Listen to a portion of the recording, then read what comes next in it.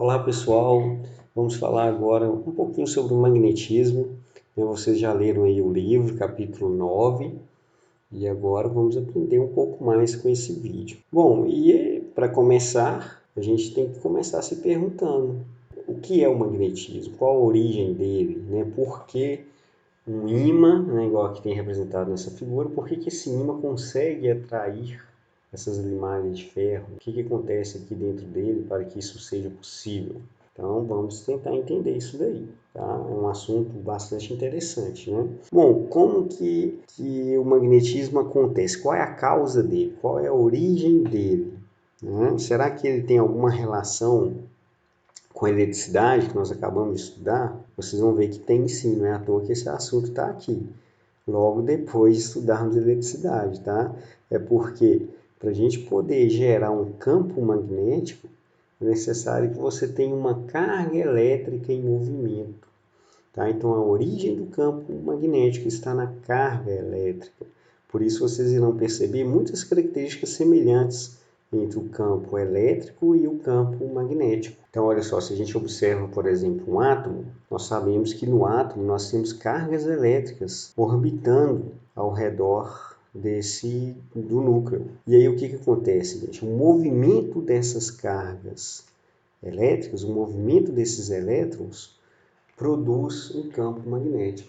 Então, todo átomo é, na verdade, um ímã. É claro que, como ele tem diferentes órbitas, ele pode gerar campos magnéticos em sentidos variados. E aí pode acontecer desses campos se somarem e resultar num ímã, ou pode acontecer deles se cancelarem também. Então a gente poderia representar isso daqui, porque se a gente considera, por exemplo, essa órbita aqui do elétron, considerando apenas essa órbita, olha aqui ela aqui, ela ia produzir um campo magnético na forma como está representado aqui, Esse sentido de rotação iria produzir um campo magnético com o norte para cima e o sul para baixo. Tá? E por convenção, a gente adota que as linhas de campo sempre saem do norte e vão em direção ao sul. E aí o que acontece? Olha só, é interessante a gente perceber que a intensidade do campo elétrico gerado, ela varia de acordo com a posição aqui no entorno do ímã.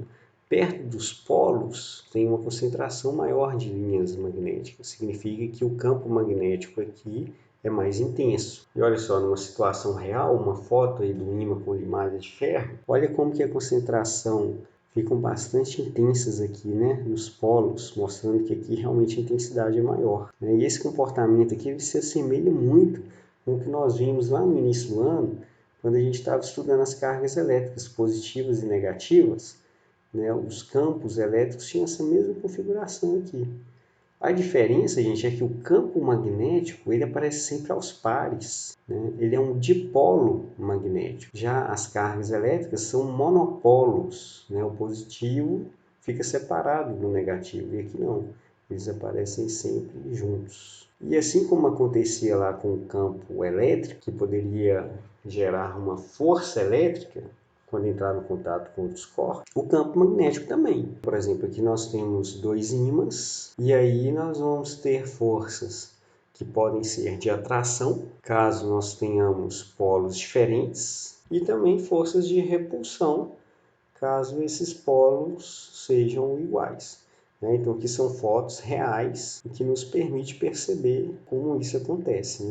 E o fato de esses polos aparecerem sempre juntos, isso faz com que um ímã seja indivisível. Por mais que eu tente separar ele ao meio, vai sempre surgir um polo de cada lado. Veja, tento separar aqui, eu tento cortar esse polo, separar o norte do sul, mas aí surge o outro polo sul na extremidade. Eu tento separar de novo, surge novamente. Por quê? Porque a origem está lá no átomo. Então você teria que ir dividindo, dividindo, dividindo até chegar no átomo. Só que mesmo quando chegasse no átomo, você não vai conseguir separar. Porque quando esse elétron aqui se movimentar, ele gera os dois polos simultaneamente. O movimento da carga produz um dipolo com o norte e o sul. Então é impossível dividir os polos de um ímã. Mas aí o aluno poderia perguntar assim, bom professor, mas então se a origem está lá no átomo e todos os materiais são feitos de átomos, Por que alguns são magnéticos e outros não são magnéticos? Bom, isso vai depender, gente, da forma como essa carga elétrica, no caso aqui o elétron, se movimenta, da orientação dele. E aí é importante a gente lembrar também que o campo magnético ele pode ser produzido por um movimento de translação, no caso aqui o elétron orbitando ao redor do núcleo, ou um movimento de rotação em torno do próprio eixo, né, que é o que a gente chama de spin do elétron. Quando ele gira ao redor do próprio eixo, ele também gera um campo magnético devido a esse spin, né? Só que o campo magnético devido ao spin é mais fraco. Então aqui nós vamos falar apenas do campo magnético devido ao movimento de translação. E se ele gira nesse sentido, ele vai gerar um campo magnético com essa orientação, o polo norte para cima e o polo sul para baixo. Agora, se ele girar no sentido oposto, aí já inverte, tá vendo? O norte já fica embaixo. Então o que acontece? Imagine que você tem um material no qual os átomos estão todos com seus elétrons girando no mesmo sentido, né? Então eles vão gerar campos magnéticos orientados na mesma direção, okay? Ele vai formar um ímã. O campo magnético desse ímã vai ser o somatório de todos aqueles átomos aqui, tá? Agora, por outro lado, né, se você tiver lá dentro do seu material átomos ou elétrons, né, que estão girando em sentidos aleatórios, aí cada átomo vai representar um campo magnético em um sentido diferente. Um vai acabar cancelando o outro, né? E isso vai resultar num material que não vai ser magnético. E se a gente for detalhar mais ainda o que está acontecendo lá dentro, na verdade, os átomos eles não se orientam sozinhos, não, tá? Geralmente eles se orientam em conjuntos. E esses conjuntos de átomos que se orientam, nós chamamos isso de domínios magnéticos. Então, quando a gente vai representar isso, geralmente aparece dessa forma aqui, ó, né? Nessa região, todos os átomos estão orientados da mesma forma. Essa seta aqui, por exemplo, estaria representando a orientação magnética dos átomos dessa região. Essa daqui já está representando a orientação magnética dos átomos dessa outra região, e por aí vai.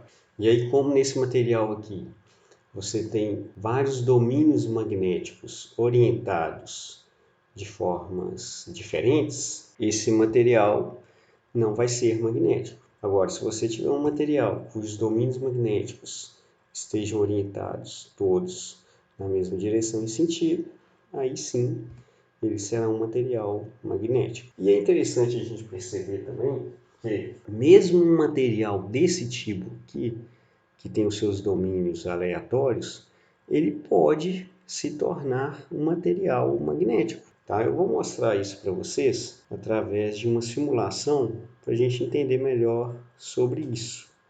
Vamos analisar essa simulação aqui, ó. Eu tenho dois materiais diferentes e vamos analisar como eles se comportam quando a gente aproxima ímãs desses materiais. Nós temos esses bloquinhos aqui, esses bloquinhos são como se fossem aqueles domínios magnéticos. Essas cores aqui, né, vermelho e azul, a cor vermelha é utilizada para representar o polo norte e a cor azul para representar o polo sul. Então, quando eu aproximar o polo norte do ímã, né, já que está vermelho, desse material, veja lá que eles vão todos se orientar com o polo sul para cima.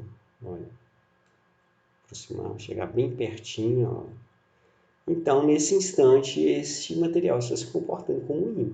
E se eu tirar o ímã agora, será que ele vai voltar para a situação inicial?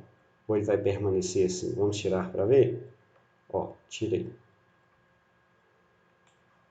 Os domínios magnéticos não retornaram para a sua situação inicial. Isso significa que esse material aqui, ele é um material ferromagnético. Tá? Os materiais ferromagnéticos são materiais que podem ser imantados, né? Quando você posiciona o ímã, que ele se orienta dessa forma, o próprio campo magnético que ele gera consegue manter os seus domínios alinhados. E aí você pode tirar que ele vai manter. A maioria dos ímãs comerciais que nós temos hoje são, na verdade, materiais ferromagnéticos, que anteriormente eles eram dessa forma, e aí eles imantaram esse material, colocando um ímã muito forte próximo dele.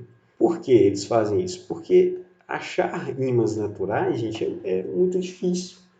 Com a demanda que nós temos hoje de ímãs, né? Porque os ímãs têm uma grande variedade de aplicações, né, em armazenamento de dados. O HD do seu computador, por exemplo, funciona com base no magnetismo, né?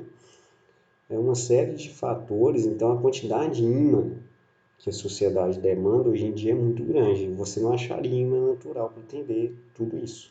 Bom, e desse lado aqui, vamos ver o que acontece? Vamos aproximar? Olha, aproximei. Na hora que eu tiro, ele retorna, tá vendo? Ele não consegue se manter naquela orientação. Esses são chamados de materiais paramagnéticos. Eles se comportam como ímãs apenas na presença de outro ímã. Bom, voltando lá então nos slides, um outro fator interessante da gente analisar com relação aos campos magnéticos é o magnetismo terrestre, né? Porque a Terra, na verdade, é um grande ímã. E o que acontece? Esse ímã, o eixo desse ímã, ele não coincide exatamente com o eixo de rotação da Terra, tá? E os polos desse ímã também não coincidem com os polos geográficos, né? Como estão mostrando aqui, é o eixo magnético e aqui o eixo polar. E a gente percebe que o polo sul do ímã terrestre ele está localizado no norte geográfico. Tá? Como que eles sabem disso? É simples, é você pegar um ímã e deixar ele livre, né, para ele se orientar, no caso uma bússola, né? E aí, ao fazer isso, os pesquisadores perceberam que o polo norte do ímã, no caso a bússola, né? A bússola é o que? Ela é um ímã que pode se orientar livremente. Então, o polo norte da bússola fica orientado para o norte terrestre, né? E a gente sabe que o norte ele é atraído pelo sul, né? Então, isso significa que o sul do ímã terrestre está lá no polo norte. E um fator muito importante que o campo magnético da Terra exerce é porque ele nos protege de partículas cósmicas, que são ventos solares que vêm em direção à Terra com muitas partículas carregadas. E o que acontece? Quando essas partículas se aproximam da Terra, quando elas encontram esse campo magnético da Terra, é exercida uma força magnética sobre elas. E essa força magnética faz com que as partículas sejam direcionadas para os polos terrestres. Isso protege a Terra do contato com essas partículas. É como se esse campo magnético aqui fosse uma espécie de escudo. Isso é muito importante. Se essas partículas atingissem a Terra, na sua parte mais central, elas iriam interferir nos nossos meios de comunicações, né? Nos satélites, nas torres de comunicação. Então, o fato delas serem direcionadas para os polos faz com que nós possamos nos comunicar com mais tranquilidade. E como consequência disso, né, dessa concentração das partículas nos polos, nós temos esse efeito aqui. Quando elas acontecem no polo norte, elas são chamadas de auroras boreais. Quando essas partículas colidem com os átomos da atmosfera, né, como nós temos diferentes átomos aqui, temos oxigênio, temos nitrogênio, hidrogênio, né? Em menor quantidade temos hélio e outros átomos também. Como os átomos são diferentes, cada átomo vai emitir cores diferentes. E aí temos aí essa imagem muito bonita. Na sequência desse vídeo, logo abaixo, tem um link de um vídeo mostrando as auroras boreais. É um vídeo muito curto, só mesmo para vocês perceberem o fenômeno. E é interessante a gente perceber que toda essa beleza, né, das auroras boreais é uma consequência da proteção que o campo magnético exerce no nosso planeta. É uma grande generosidade da natureza, né, que além de nos proteger desses raios, ainda nos contempla com um fenômeno fascinante como esse.